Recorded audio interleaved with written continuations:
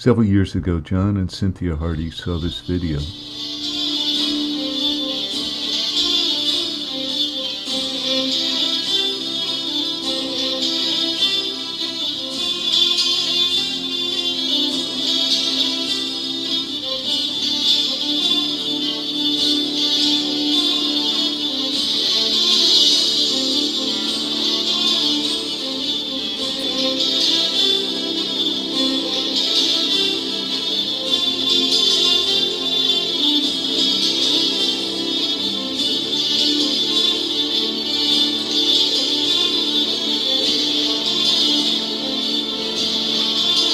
There was more to the video, but its point was clear. We're entering a period of accelerating global change, and this requires new ways of thinking. John and Cynthia, a Canadian and American couple who'd lived and worked in Bali, Indonesia for decades, envisioned a new kind of school that would foster this new kind of thinking. Their vision was the Green School, a school that would truly prepare kids for the rapidly changing, increasingly interconnected world we're living in. To be global, students and faculty would be from all over the world. To be local, a significant number of the students and faculty would be Balinese. And the non-Balinese students would study Indonesian as their primary foreign language. Also, the school's holidays and festivities would be rooted in the Balinese culture. To be truly green, all school structures would be made of locally grown, renewable materials, bamboo, thatch, earthen bricks, and rock. And the school as a whole would have a carbon-neutral footprint.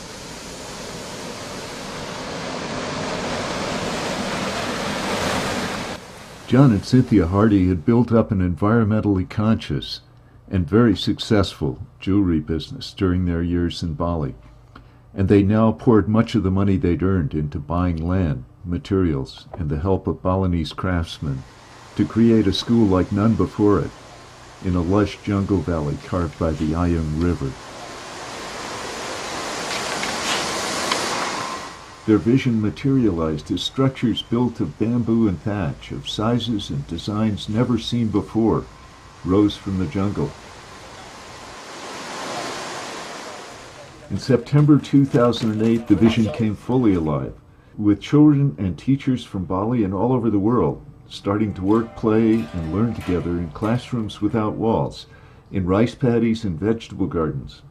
Kids were learning math, design, construction, and food production, writing, languages, biology, the state of the world, and more. Plus courage and inventive thinking and cooperation.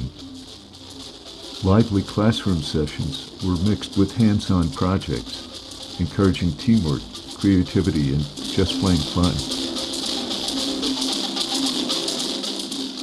This year, in 2010, the school had over 100 kids from kindergarten to 9th grade. It will add one more grade each year until it reaches the 12th grade. It supplements its hands-on green classes and activities with the Cambridge curriculum, which prepares students for the International Baccalaureate. The kids and staff are from 21 countries and learn and work together with a joy and focus educators elsewhere dream about. Numerous publications have written about them. International news networks have run stories on the Green School. Green leaders of the future. Gradually be covered with the names of their friends, and CNN is proud to be among them. I think it's a fantastic concept. It's been designed with a real vision in mind of how to educate young people about the world they're growing up in and how to make it a more sustainable place. And writers, entrepreneurs, and successful creative souls from all over the world have visited, sometimes giving a presentation or teaching a class.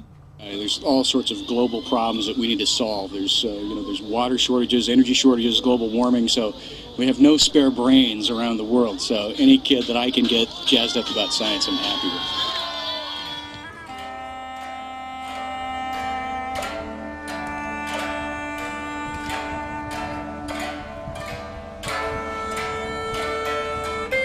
But the Hardy's vision goes beyond the Green School. Green School is a seed. It's a seed for the future. It's a seed for the island of Bali. The island of Bali is tiny. It's 60 miles by 90 miles. I wonder what it will really take in the world of aid to make Bali a sample for the rest of the world of one little island that was doing it right.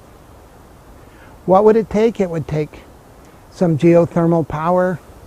It would take a few turbines on the river, each feeding one village. It would take a light rail system that would eliminate the possibility of freeways everywhere. It would take a holistic education system that would encompass the whole island. All the beautiful hotels that are here might be encouraged to build their first truly green hotel in Bali. Sustainable building, a sustainable world.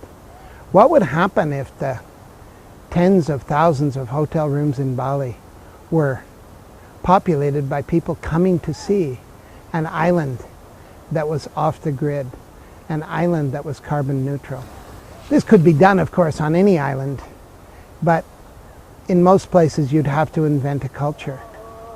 I see the Balinese every day building new temples, and it's a religion that includes all.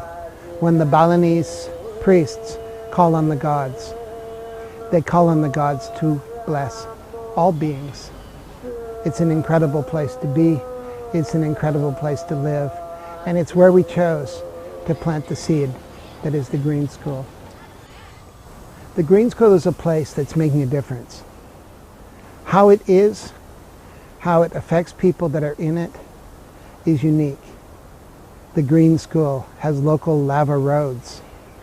The Green School will be harvesting energy from the sun and from the river. One day the Green School will be completely off the grid. But it's a sample, it's a low energy, low impact sample of what could it be like to be one with the climate. In the presence of air conditioning and heating, we are really ignoring the climate. At the Green School, the climate is part of the experience. Beside each Green School classroom is soil. And what's soil for? Soil is for growing food. And the kids know about food and are learning about harvesting it. Every child at Green School has just completed one rice cycle. We live in a rice culture. Bali is all about rice. The kids planted rice, looked after their rice. Some did better than others, and they harvested their rice. The Green School has a physicality. We chose bamboo to be the Green School's primary building material. Bamboo is green, and it's beautiful. If kids plant when they're young, they will have timber for their entire lives. It's something that can start to address some of the problems we're going to have as we run out of sustainable materials. The Green School is 20% Balinese kids on scholarship, and the rest of the children are from 21 countries around the world. It is a microcosm of the world, and as the world globalizes, those skills of understanding, accepting, and getting along with people from many places will be in high demand. What will be the jobs of the future? We dream that our Green School kids will graduate and become environmental scientists, green architects, green designers, and some of them will go on to bring the Green School effect to many, many more Green Schools around the world. Going back to the possibility of Bali becoming a sample island, a place where people come to see the future, how can it happen? It can only happen with green leaders. And those kids that come out of Green School and go off around the world to learn many things about green, they will become the green leaders that Bali will need to make this possibility a reality.